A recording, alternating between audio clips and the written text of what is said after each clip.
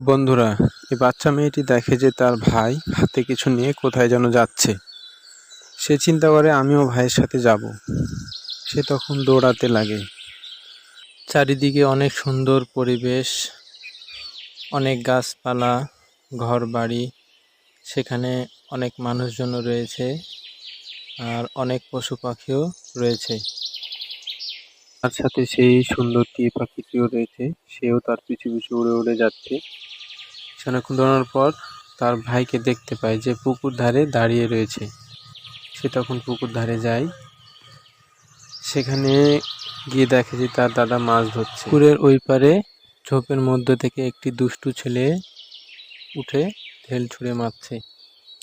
আর কি অদ্ভুত ব্যাপার দেখুন, তাদের সাথে সেই সুন্দর টিয়া পাখিটি উড়ে গিয়ে বারবার সেই ঢেলগুলো ধরছে আর সেই দুষ্টু ছেলের গায়ে ছুঁড়ে মারছে।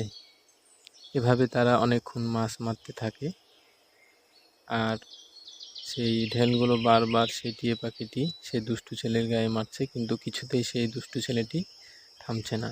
সুন্দর টিয়া পাখিটির জন্য একটি লাইক তো হতেই পারে।